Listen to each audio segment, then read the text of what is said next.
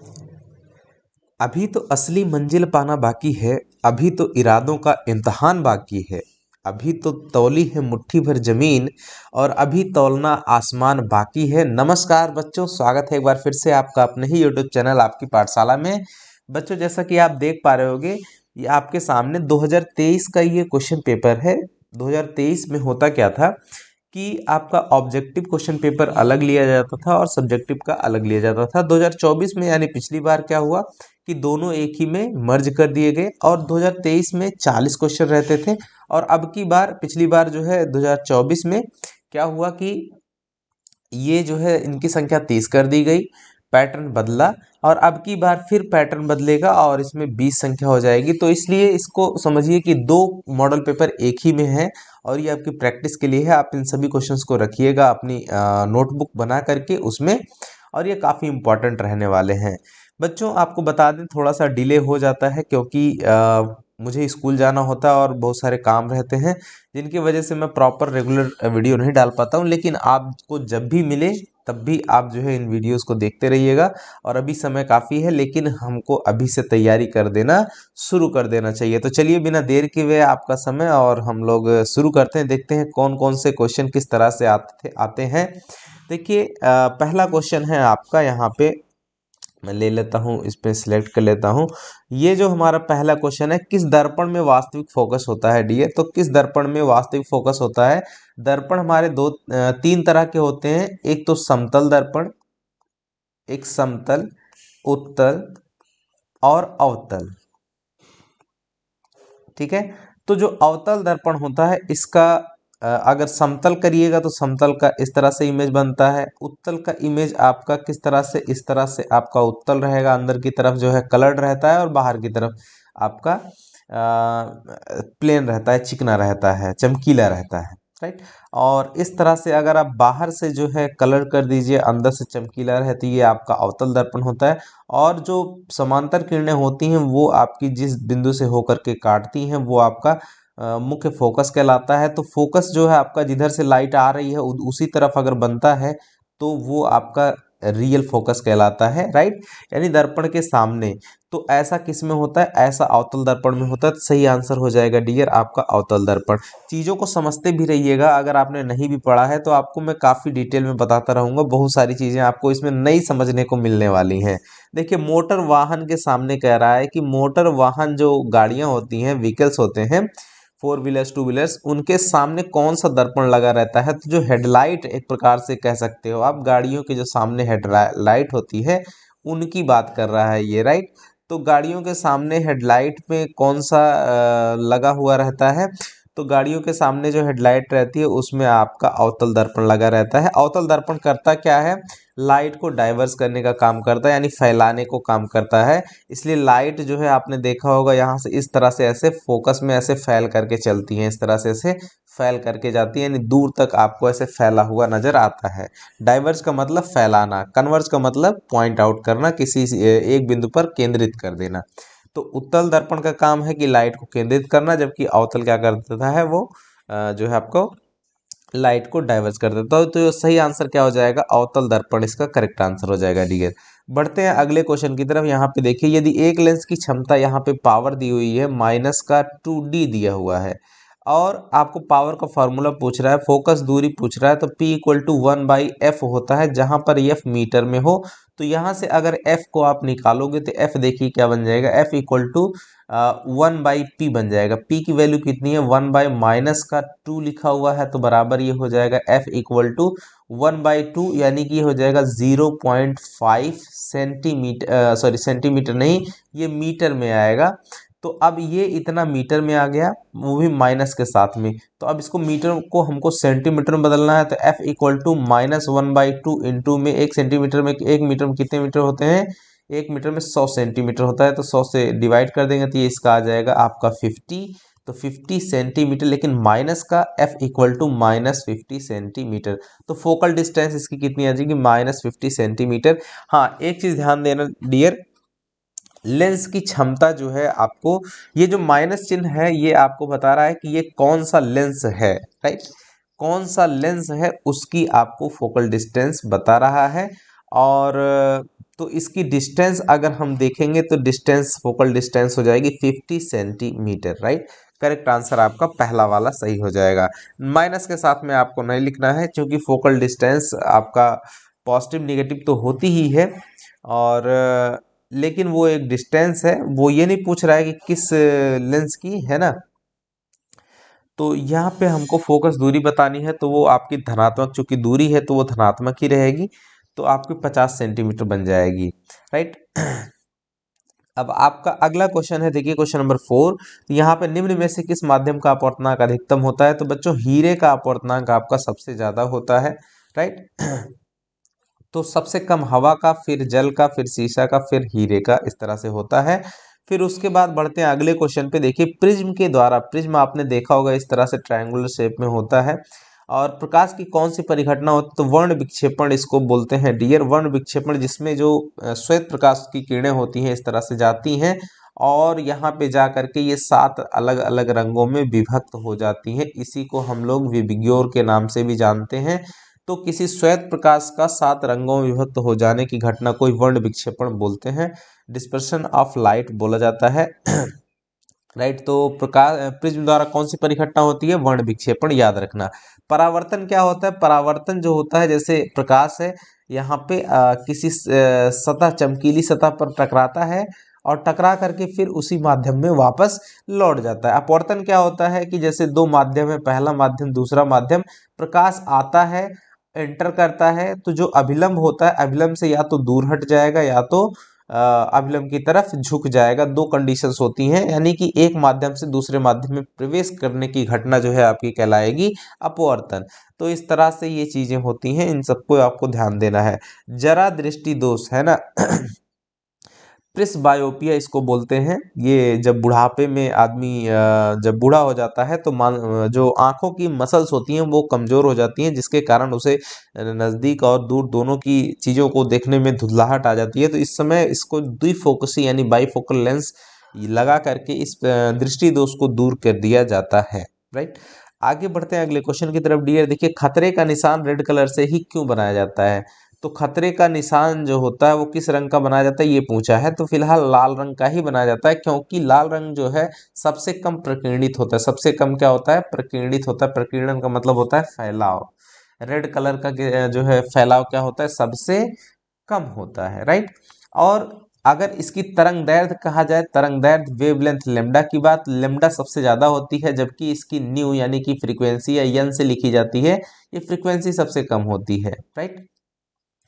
तो जाहिर सी बात है एनर्जी इसमें ज़्यादा होगी, जिसकी लेमडा ज़्यादा रहता है एनर्जी ज़्यादा होगी। एनर्जी ज़्यादा होगी तो दूर तलक वो जा सकता है, तो दूर तलक यानी ये हमको दूर से ही नज़र आता है। और जिसका प्रकीर्णन कम होगा, लेमडा जिसका ज़्यादा होगा, समझिए प्रकीर्णन भी, फैलाव भी उसका ज़्यादा होगा। तो लाल कलर का प्रकीर्णन सॉरी, लेमडा जिसका ज़्यादा होता है प्रकीर्णन उसका कम होता है, प्रकीर्णन उसका कम होगा। प्रकीर्णन कम होगा कोई चीज, यानी प्रकीर्णन का मतलब फैलाव, अगर कोई चीज कम फैलती है तो वो जो है डार्क रहती है, गाढ़ी रहती है, और गाढ़ी रहेगी तो एनर्जी ज्यादा रहेगी, वो दूर तक नजर आती है, राइट। और हमको इसीलिए जो खतरे के निशान होते हैं हम लोग इसीलिए रेड कलर से बनाते हैं। आसमान नीला दिखाई देता है क्योंकि ब्लू कलर जो है ज्यादा जो है ब्लू बैगनी मिला करके वो सारी चीजें, वायलेट जो कलर होते हैं वो सब मिला के वो ज़्यादा स्प्रेड करते हैं, फैलते हैं जब आप वर्ण विक्षेपण में देखते हैं, तो जिस कारण से आसमान आपको नीला नजर आता है। विभवांतर का एसआई मात्रक क्या है? V इक्वल टू होता है W/Q। ये फॉर्मूला ध्यान दीजिए, इससे आपको जो मात्रक निकल के आता है वो आता है जूल पर कूलाम। इसी को हम लोग क्या कहते हैं? वोल्ट भी कहते हैं, राइट। तो सही आंसर क्या हो जाएगा? वोल्ट। अगला क्वेश्चन है डियर यहाँ पे विद्युत परिपथ में धारा की माप के लिए किसका उपयोग करते हैं? तो वोल्ट मीटर जो होता है वो विभवांतर की माप के लिए किया जाता है। गैल्वेनोमीटर जो होता है, यहाँ पे ये सही आंसर नहीं है, मैं आपको समझा रहा हूँ कि इनका क्या मतलब है। गैल्वेनोमीटर होता है कि किसी सर्किट के भीतर में, जैसे मान लीजिए यहाँ पे कोई सर्किट है बनी हुई इस तरह से, और इस सर्किट के भीतर में करंट जा रहा है अथवा नहीं जा रहा है, इसकी सूचना मात्र देता है गैल्वेनोमीटर। यहाँ पे इस तरह से ऐसे जी लगा होता है। और अमीटर जो होता है वो इस सर्किट में कितनी धारा बह रही है उस सर्किट की उस सर्किट में कितनी धारा बह रही है इसको बताता है। तो सही आंसर हो जाएगा इसका अमीटर हो जाएगा डियर। क्यों कह रहा है विद्युत परिपथ में धारा की माप हम किससे करते हैं, अमीटर, और विभव की माप किससे करते हैं, विभवांतर की वोल्टमीटर से करते हैं। अगला क्वेश्चन है, किसी बल्ब से 1 मिनट यानी कि 60 सेकेंड्स में 120 कूलाम, ये Q इक्वल टू 120 दिया हुआ है और ये आपका T दिया हुआ है। तो Q इक्वल टू होता है I इंटू टी, यहाँ से I बराबर Q बाई टी हो जाएगा। Q कितना है 120 और T कितना है 60, यानी कि 2 एम्पियर का करंट इसमें बह रहा है। सही आंसर क्या हो जाएगा, 2 एम्पियर, राइट, 2 एम्पियर। इस तरह से न्यूमेरिकल क्वेश्चन बनाए जाते हैं डियर। और ये देखिए एक यूनिट को ही 1 किलोवाट, 1 kWh, 1 किलोवाट घंटा भी कहा जाता है। इसका मान जो होता है आपका 3.6 गुणे 10 की घात 6 जूल होता है। तो सही आंसर क्या हो जाएगा, ऑप्शन नंबर 4 आपका हो जाएगा। ध्यान देना, एक यूनिट भी कहता है और 1 किलोवाट घंटा उसी को बोला जाता है, दोनों सेम चीज है। अगला क्वेश्चन है, विद्युत धारा प्राप्त करने की युक्ति को क्या कहते हैं, अमीटर नहीं कहते हैं डियर, गैल्वेनोमीटर भी नहीं कहते हैं। अभी आपको बताया अमीटर से विद्युत धारा मापी जाती है। गैल्वेनोमीटर हमको ये बताता है कि किसी सर्किट के अंदर, किसी परिपथ के अंदर विद्युत धारा बह रही है अथवा नहीं बह रही है इसकी सूचना मात्र देता है। और विद्युत मोटर जो है इलेक्ट्रिक करंट पर आधारित एक युक्ति है। और विद्युत धारा प्रवाहित करने वाली युक्ति यानी ये है आपका जनित्र, इसको जनरेटर कहते हैं, जिससे हमें विद्युत धारा प्राप्त होती है। तो सही आंसर हो जाएगा जनित्र। बढ़ते हैं आगे, लघु पथन जिसको शॉर्ट सर्किट कहते हैं डियर, ये देखिए इंग्लिश में भी लिखा हुआ है शॉर्ट सर्किट। इसकी कंडीशन में क्या होता है, दो तार जो होते हैं वो किसी भी कारणवश जो है धारा जो है ये दोनों तार मिल जाते हैं और एक ही में हो जाता है, जिस कारण से विद्युत धारा का मान बहुत अत्यधिक मात्रा में बढ़ जाता है, राइट, और एनर्जी प्रोड्यूस होती है और तार जल जाते हैं और आग भी लगने का खतरा रहता है। अगला क्वेश्चन देखिए, नीला लिटमस पेपर, जरा आपको मैं ये बता दूं, ये इस तरह से, ये 15 बॉक्सेस का एक, ये इस तरह से 0 1 2 3 4 5 6 7 8 9 10 11 12 13 14 15 12 11 12 13 14 यहाँ तक ही रहता है, राइट। 0 से लेके 14 तक के नंबर रहते हैं। जो 7 रहता है इसको उदासीन कहते हैं, उदासीन। जैसे जल है ये पीएच स्केल है, इसको क्या कहते हैं, पीएच स्केल कहते हैं। जैसे पानी है, पानी का जो पीएच स्केल होगा वो कितना होगा, 7 होता है। और जैसे जैसे इसके इधर बाईं तरफ आते हैं तो इसकी अम्लीयता बढ़ती है और इसका कलर क्या होता है, लाल, राइट, और इसका कलर क्या होता है, नीला। और जैसे जैसे हम इस तरफ दाहिनी तरफ जाते हैं 7 के, तो इसकी क्षारीयता बढ़ती है, क्षारीयता, राइट। तो अब कह रहा है कि नीला लिटमस पेपर किससे लाल हो जाता है, लाल हो जाने का मतलब है कि वो क्या होगा, अम्ल होगा, राइट। तो यहाँ पे अगर आपको ये चीज भी ध्यान रहेगी बच्चों, तो आप इजिली आप ध्यान से इसको कर सकते हो। और अगर लाल लिटमस पेपर नीला हो जा रहा है तो इसका मतलब वो क्या होगा, क्षार होगा। तो ये इससे आप ध्यान रख सकते हैं, आपकी बुक में ये चीजें बनी हुई है, वहां से देख लीजिएगा, इजिली आपको समझ में आ जाएगा। चलिए अगला कौन सा, निम्न में कौन क्षार है, ये देखिए यहाँ पे लिखा है CH3COO, ये आपका सिरका लिखा हुआ है, एस्टिक एसिड बोलते हैं। ये HNO3 है, ये नाइट्रिक एसिड बोलते हैं, नाइट्रिक अम्ल है, ये एस्टिक अम्ल है। और ये NaCl आपका नमक, जो खाने वाला नमक होता है, सोडियम क्लोराइड, ये नमक है खाने वाला। और NaOH ये सोडियम हाइड्रोक्साइड है, यही आपका एक क्षार है, जो कि आपका इसमें 4 नंबर में सही हो जाएगा। आगे बढ़ते हैं, जिप्सम का रासायनिक सूत्र है, तो ये है CaSO4 × 2H2O, ये है आपका जिप्सम, याद रखना इन फॉर्मूलों को। जिप्सम का रासायनिक सूत्र ये होता है। और यहाँ पे जो 4 नंबर में दिया हुआ है, यहाँ पे थोड़ा सा आगे बढ़ गया, 4 नंबर में जो दिया हुआ है डियर, ये जो सूत्र है ये आपका प्लास्टर ऑफ पेरिस का है, ये भी याद रखिएगा, प्लास्टर ऑफ पेरिस। ये दीवालों में जो काम होता है, घरों में पुताई उताई के, पुताई नहीं, घरों में जो डिजाइनें बनती हैं, प्लास्टर ऑफ पेरिस वहाँ भी काम होता है। और जो आपने देखा होगा इससे अच्छा, जैसे हाथ की हड्डियां या पैर की हड्डियां, जब हड्डियां टूट जाती हैं तो प्लास्टर बांधने में जिसका काम करते हैं, इसलिए इसका नाम ही है प्लास्टर, राइट। तो वहाँ पर भी इस तत्व का यूज किया जाता है। तो ये फॉर्मूला प्लास्टर ऑफ पेरिस का है। और ये वाला आपका जिप्सम का फॉर्मूला है, राइट। जिप्सम से प्लास्टर ऑफ पेरिस कैसे प्राप्त करते हैं और प्लास्टर ऑफ पेरिस से जिप्सम कैसे प्राप्त करते हैं, आप देख सकते हैं। सिर्फ और सिर्फ किसकी वो है, सिर्फ और सिर्फ पानी की मात्रा का अंतर है। बात समझ में आ रहा है। इसमें 2H2O है, इसको क्या कर देंगे, जिप्सम को अगर हम गर्म कर देते हैं, बस सिर्फ गर्म कर देंगे, हल्का गर्म कर देंगे, उसमें से पानी की थोड़ी मात्रा निकल जाएगी, तो वही प्लास्टर ऑफ पेरिस बन जाता है। बात समझ में आ रहा है। आप अगर ऐसे देखोगे तब भी आपको समझ में आ जाएगा। तो क्वेश्चन ये भी पूछ लेता है कि जिप्सम से प्लास्टर ऑफ पेरिस कैसे, तो गर्म करके प्राप्त करते हैं, ठीक है। पानी की मात्रा यहाँ से दो से आपको 1/2 रह जाने का मतलब क्या हुआ कि 2 से ये 1/4 हो जाती है। पानी की मात्रा 2 से 2 गुणे 1/4, 1/4 कर दीजिएगा तो 1/2 आ जाएगा।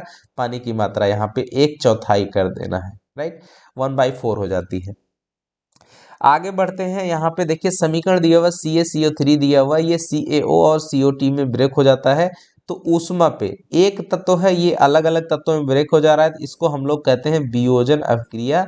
इसका हमने जो है जो अभिक्रियाओं के प्रकार वाला वीडियो है वो उसमें अपलोड करके अच्छे से बताया है। उसमें से एक क्वेश्चन आता ही है, 1-2 क्वेश्चन, वहां जा करके इसी क्वेश्चन को मैंने बताया हुआ है, आप जाके इजिली वहां देख लीजिएगा, वीडियो सब पड़ा हुआ है चैनल पर, विजिट करके देख लीजिएगा। संयोजन अभिक्रिया, अगर जैसे A+B 2 यौगिक हैं, जुड़ करके आपका तीसरा यौगिक बना देती है, ये संयोजन अभिक्रिया हो जाता है। विस्थापन होता है, कोई एक पदार्थ दूसरे पदार्थ को जो होता है वो डिस्प्लेस कर दे, यानी कि जो हाईली रिएक्टिव जो तत्व होता है अपने से कम रिएक्टिव तत्व को क्या कर दे, डिस्प्लेस कर देता है रिएक्शन में, तो उसको विस्थापन कहते हैं, विस्थापन अभिक्रिया कहते हैं।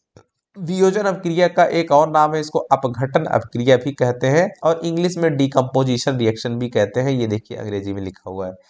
चलिए बढ़ते हैं अगली तरफ। जल के विद्युत अपघटन में कैथोड पे कौन से, अब यहाँ पे देखिए कैथोड और एनोड की बात कर रहा है। एक होता है कैथोड जो नेगेटिव, समझिए एक प्रकार से दो तरीके की छड़ें होती हैं, कैथोड और एनोड।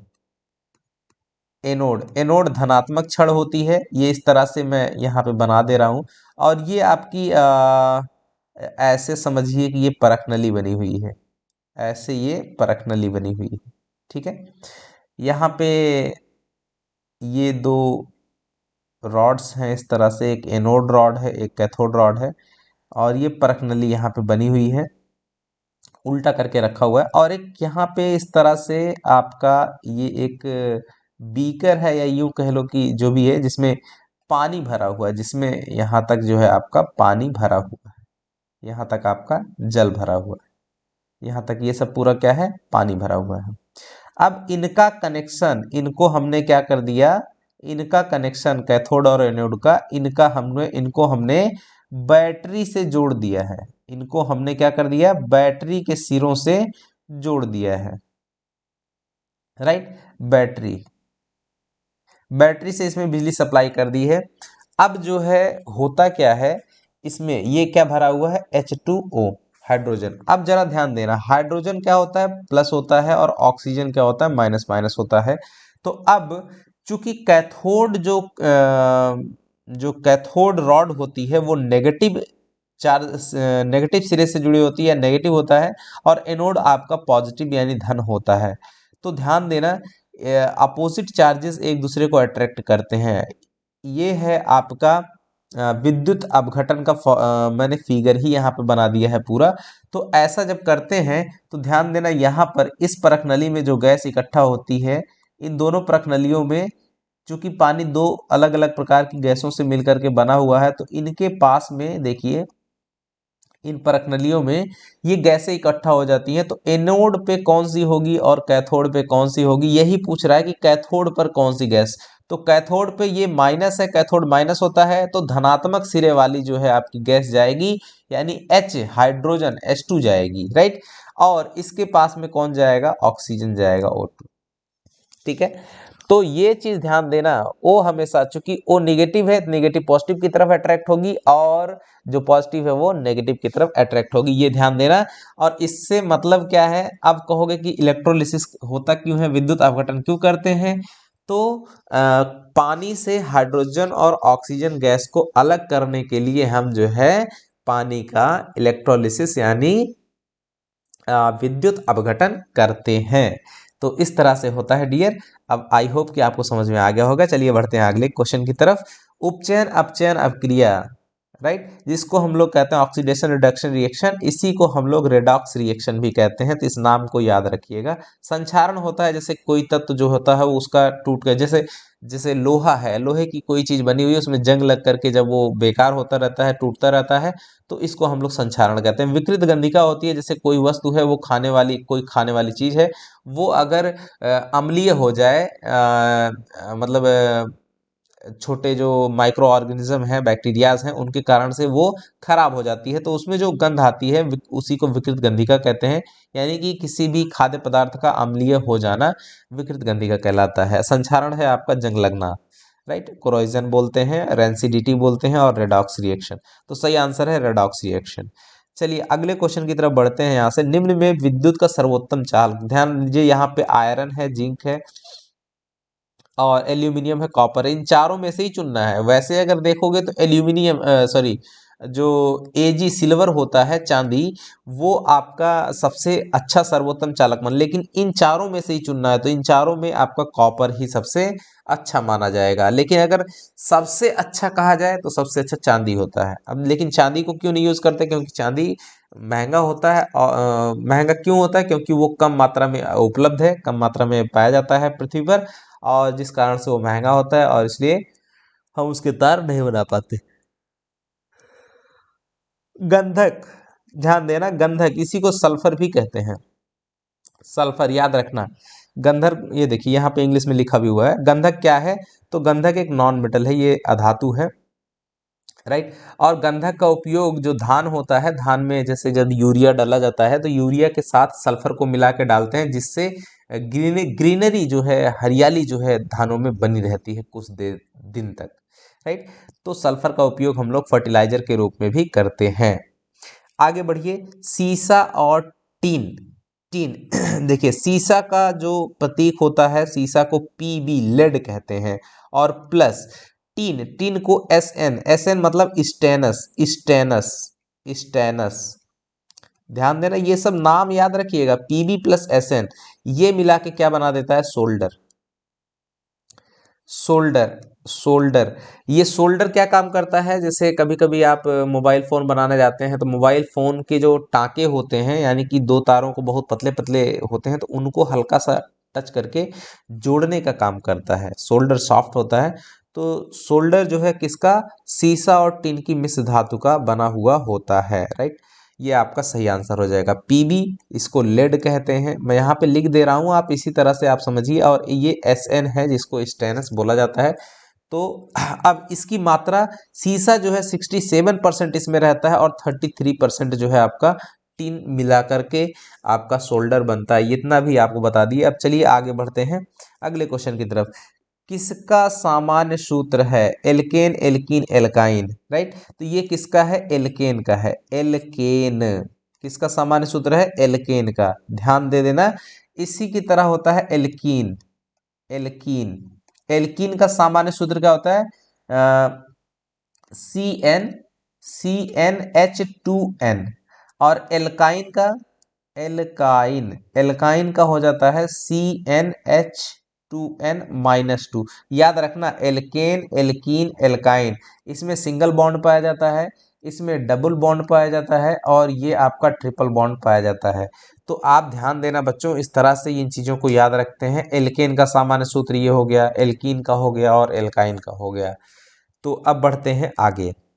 एल्डिहाइड का प्रक्रियात्मक समूह CHO, CHO को क्या कहते हैं, एल्डिहाइड, और इसका उच्चारण में हम लोग क्या लगाते हैं, अल, क्या, अल, राइट।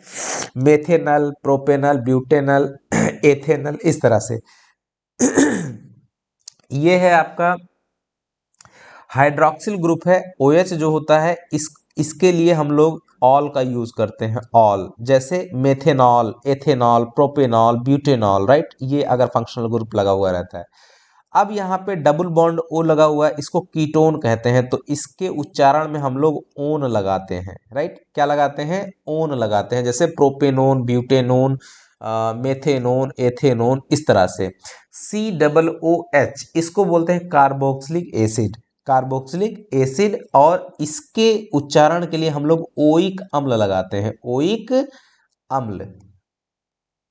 जैसे CH3COOH, ये क्या है, सिरके का फॉर्मूला है।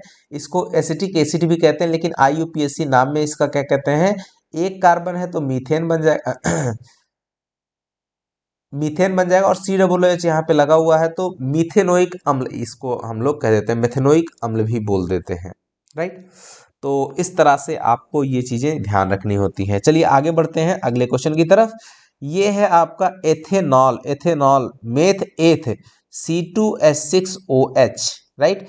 इसका सोडियम से अपक्रिया करके, तो यहाँ पे 2 ले लेते हैं प्लस Na, ट्वाइस Na, ये आपका जब लेते हैं हम, तो ये देखिए, और जो आपका रिएक्शन बनता है ये किस तरह से बन जाता है, ट्वाइस CH3CH2OH, इसको ऐसे भी लिख सकते हो, twice CH3CH2OH plus twice Na दे देता है ट्वाइस CH3CH2OH, OH यहां से हमारा क्या निकल करके जाता है, अब ये ONA हो जाएगा, राइट, ONA, और फिर बच जाता है यहाँ पे H2। तो निकलती कौन सी गैस है, हाइड्रोजन गैस विमुक्त होती है। ऑप्शन नंबर 1 आपका करेक्ट हो जाएगा। मैंने यहाँ पे रिएक्शंस भी लिख दिए हुए, एक साथ लिखा हुआ है, चाहे अलग अलग करके लिखा हो, कोई दिक्कत वाली बात नहीं है डियर, आप डायरेक्ट समझ सकते हैं।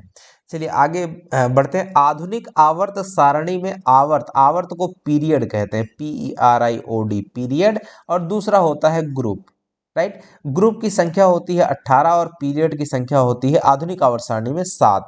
तो सही आंसर क्या हो जाएगा, 7। ये याद रखना, आवर्त पूछ लिया अगली साल हो सकता है कि ग्रुप पूछ ले, ठीक है। तो 18 भी दिया हुआ है, इसलिए कंफ्यूज मत खाइएगा। तो ये चीजें आपको दी हुई हैं यहाँ पे। अब आगे बढ़ेंगे अगले क्वेश्चन की तरफ। यहाँ पे देखिए, स्वपोषी पोषण, स्वपोषी पोषण यानी कि ऐसी चीजें जो अपना पोषण खुद करती हैं, राइट। अपने पोषण के लिए कार्बन डाइऑक्साइड, सूर्य का प्रकाश, जल, इन सब की उपस्थिति में अपना पोषण खुद करें। तो ऐसा कौन करता है, पेड़ पौधे करते हैं। तो ध्यान दे दीजिए, CO2 भी चाहिए, जल भी चाहिए, सूर्य का प्रकाश भी चाहिए, क्लोरोफिल भी चाहिए। तो ऐसा हरे पौधे करते हैं, इनमें से सभी ये करेक्ट आंसर हो जाएगा। अगला क्वेश्चन है 28, जठर ग्रंथियां, जिनको हम लोग गैस्ट्रिक ग्लैंड्स भी कहते हैं, ये हमारे आमाशय में पाई जाती हैं। आमाशय यानी स्टोमक यानी पेट में। आगे बढ़ते हैं अगले, पित्त रस का, पित्त रस जो होता है इसको इंग्लिश में हम लोग बोलते हैं बेली जूस बोलते हैं, इंग्लिश में देखो लिखा हुआ है। ये कहाँ पर मिलता है ये इसका स्राव कौन करता है, तो लीवर जो होता है, लीवर से हमारा पित्त का स्राव होता है, राइट, ये याद रखना। अगला क्वेश्चन है, सबसे छोटी अंतःस्रावी ग्रंथि कौन सी है, तो पिट्यूटरी ग्लैंड को सबसे छोटी अंतःस्रावी ग्रंथि कहते हैं। आगे बढ़ते हैं अगले क्वेश्चन की तरफ। यहाँ पे घेंघा रोग पनपता है बच्चों, ये विटामिन की कारण से पनपता है, तो कौन सी, सॉरी, आयोडीन की कमी से ये घेंघा रोग आपका होता है। तो आयोडीन ऐसा, और ये आयोडीन कहाँ पाया जाता है, नमक में। आयोडीन जो तत्व होता है वो हमारा नमक में पाया जाता है। तो आयोडीन की कमी से घेंघा रोग पनपता है। घेंघा जो जिसे गेटार भी कहते हैं, आई थिंक, यस, हाँ, गेटार भी लिखा हुआ है, गाइटर, गाइटर लिखा हुआ है। तो इसको हिंदी में भी लिख सकता है कि गाइटर रोग किससे पनपता है, घेंघा जरूरी नहीं है। घेंघा इसलिए कहते हैं क्योंकि ये गले में ऐसे सूज जाता है, गले में ऐसे फूल जाता है, जैसे आपका ये गला है तो गले में ऐसे ये बहुत सारा बड़ा सा ऐसे फूल जाएगा, ठीक है। तो ये घेंघा रोग बोलते हैं, इसीलिए घेंघा, क्योंकि ये हमारे गले में होता है। अगला क्वेश्चन है, पराग कोश में क्या पाया जाता है, तो पराग कोश में पराग कण पाए जाते हैं डियर। तो इसका सही आंसर ये हो जाएगा। पुष्प जो है आप पढ़िएगा, पुष्प में पुष्प के भाग पढ़ लीजिएगा और उनके कार्य पढ़ लीजिएगा, वहां से आपको ये आंसर मिल जाएगा। मानव में निषेचन की क्रिया कहाँ होती है, तो फैलोपियन ट्यूब जो होती है वहां पे मानव में निषेचन की प्रक्रिया होती है। सही आंसर हो जाएगा फैलोपियन ट्यूब, याद रखिएगा। किसी जीव की जीनी संरचना को हम लोग जीनोटाइप कहते हैं, क्या कहते हैं, जीनोटाइप। ये कुछ क्वेश्चन है जो कि आपको याद रखना पड़ेगा। अगला क्वेश्चन है, एक स्त्री में कौन से लिंग गुणसूत्र पाए जाते हैं, एक स्त्री में कौन से क्रोमोसोम्स, जैसे अब मैं क्रोमोसोम की बात कर रहा हूँ, यहाँ पे इंग्लिश में लिखा हुआ है, क्या कहते हैं, क्रोमोसोम। जो मैं बता रहा हूँ उसको याद रखना, क्रोमोसोम। क्रोमोसोम दो तरीके के होते हैं, दोनों मिला के एक हो जाता है। क्रोमोसोम को हिंदी में गुणसूत्र कहते हैं, क्या कहते हैं, गुणसूत्र कहेगा गुणसूत्रों की संख्या हमारे अंदर या हमारे अंदर गुणसूत्रों की संख्या कितनी होती है। तो कई बार लिखता है जोड़ी, तो क्या होते हैं 23 जोड़ी होते हैं। 23 जोड़ी। गुणसूत्रों की संख्या कितनी होती है 23 पेयर्स, 23 जोड़ी। मतलब या कई बार अलग लिखे हैं इसी को, क्या कहेगा 23 दूना 46, 46 गुणसूत्र है। लेकिन इसमें से क्रोमोसोम दो टाइप के, कौन कौन से, एक तो सेक्स क्रोमोसोम होते हैं, राइट, और दूसरा दूसरे वाले को हम लोग सिंपली ऑटोसोम कहते हैं। क्या कहते हैं ऑटोसोम। ऑटोसोम। ऑटोसोम की संख्या होती है 22 जोड़ी, यानी कि 44 अलग अलग अगर देखेंगे। और जो सेक्स क्रोमोसोम होते हैं वो सिर्फ और सिर्फ एक जोड़ी होते हैं। एक जोड़ी का मतलब होता है, सॉरी यहाँ पे लिख देते हैं सेक्स क्रोमोसोम। सेक्स क्रोमोसोम इनकी संख्या होती है एक जोड़ी।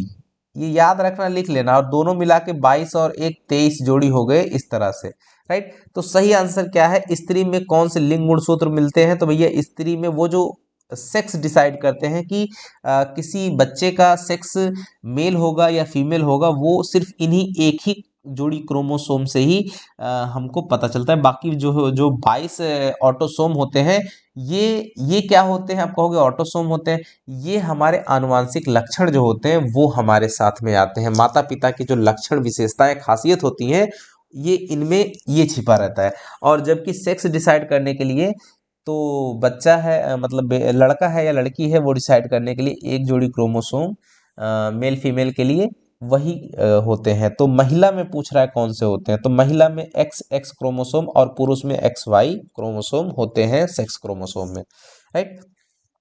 अब बढ़ते हैं आगे। क्वेश्चन नंबर 36, जैव आवर्धन यानी कि बायोमैग्निफिकेशन के लिए कौन सा तत्व जिम्मेदार है। डीडीटी, यान ध्यान देना, डीडीटी इसका सही आंसर है। और डीडीटी का पूरा नाम भी कई बार पूछा हुआ है, तो मैं बोल दे रहा हूं डाई क्लोरो, लिख लो अपने आप से कॉपी में, die chloro diphenyl trichloro ethane. Die chloro मैं लिख दूं, die chloro die chloro dichloro diphenyl diphenyl,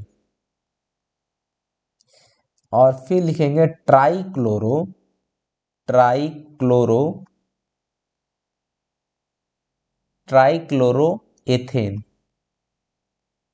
ये इसका पूरा नाम है डीडीटी का, ठीक है। आप एटीपी, सीबीसी, और सीबीसी तो ब्लड टेस्ट होती है, कंप्लीट ब्लड काउंट इसको बोलते हैं, और एडीपी और एटीपी आप जान जाइएगा, सर्च करके कमेंट बॉक्स में जरूर कमेंट करिएगा। चलिए आगे बढ़ते हैं अगले क्वेश्चन की तरफ। बाघ उपभोक्ता है, बाघ उपभोक्ता है, tiger is a consumer, consumer पूछ रहा है, राइट।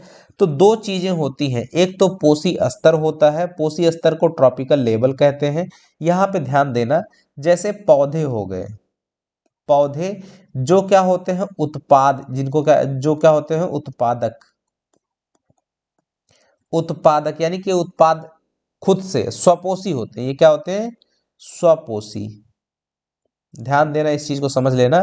इसको हम लोग फर्स्ट ट्रॉपिकल लेवल या प्रथम पोषी स्तर का कहते हैं। क्या है ये प्रथम पोषी स्तर। पौधे किस स्तर के होते हैं प्रथम पोषी स्तर के। अब पौधे को कौन खाएगा हिरण, पौधे को कौन खाया हिरण। अब हिरण जो है ये आपका क्या हो गया, ये शाकाहारी हो गया, शाकाहारी। और ये आपका द्वितीय पोषी स्तर, द्वितीय पोषी स्तर। लेकिन पौधे को खाया हिरण, इसलिए ये क्या कहलाएगा, हिरण क्या कहलाएगा, हिरण आपका कंज्यूमर ऑफ फर्स्ट काइंड यानी प्रथम प्राथमिक उपभोक्ता। हिरण क्या कहलाएगा प्राथमिक उपभोक्ता, प्राथमिक उपभोक्ता, ठीक है, प्राथमिक उपभोक्ता हिरण। अब आगे बढ़ेंगे, हिरण को कौन खाता है बाघ खाएगा, कौन खाएगा बाघ। अब बाघ क्या है, हिरण को बाघ खा रहा है, दोबारा खा रहा है, तो बाघ क्या कहलाएगा, आपका द्वितीयक उपभोक्ता। द्वितीयक उपभोक्ता। और इसको हम लोग कहते हैं तृतीय तृतीय पोषी स्तर। ठीक है, पोषी स्तर। तो इस तरह से बाघ हमारा किस पोषी स्तर में जाता है, बाघ हमारा तृतीय पोषी स्तर का होता है, थर्ड ट्रॉपिकल लेवल का होता है। तो सही आंसर क्या हो जाएगा, तृतीय पोषी स्तर का। बच्चों ये चीज को ध्यान दे दीजिएगा, अपनी किताब में भी आपकी किताब में भी दिया हुआ है, वहां से भी पढ़ लीजिएगा, और मैंने जो समझाया है जिस तरह से, इस तरह से ये भी होता है, और इसको लिख लीजिएगा एक जगह, किसी जगह। ठीक है, चलिए बढ़ते हैं अगले क्वेश्चन की तरफ। चिपको आंदोलन, चिपको आंदोलन जो है 1970 में हुआ था। इसमें क्या हुआ था कि वृक्षों को बचाने के लिए लोग जो है एक एक वृक्ष को पकड़ के चिपक गए थे, राइट, कि बोले कि पहले हमको काटिए, उसके बाद वृक्षों को काटिए। ऐसा कब, उत्तराखंड में ये आपका ये घटना हुई थी।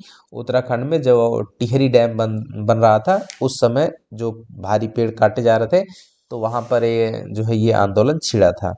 फिलहाल 1970 में हुआ था। अब बढ़ते हैं अगले क्वेश्चन की तरफ। पवन चक्की से उपयोगी ऊर्जा प्राप्त करने के लिए पवन का न्यूनतम वेग कितना, 15 किलोमीटर या 16 किलोमीटर पर आवर होना चाहिए।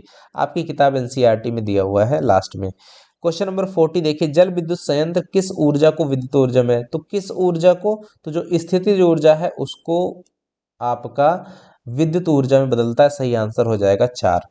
आई होप कि बच्चों वीडियो थोड़ा लॉन्ग जरूर हो गया, लेकिन आपको काफी चीजें नई समझ में आई होंगी। समझिए कि ये 2 मॉडल पेपर हैं, 20 40 क्वेश्चन इसमें हमने कवर किए। उम्मीद करता हूं कि आपको समझ में आया होगा, और मिलेंगे नए वीडियो के साथ में। तब तक के लिए नमस्कार, जय हिंद बच्चों।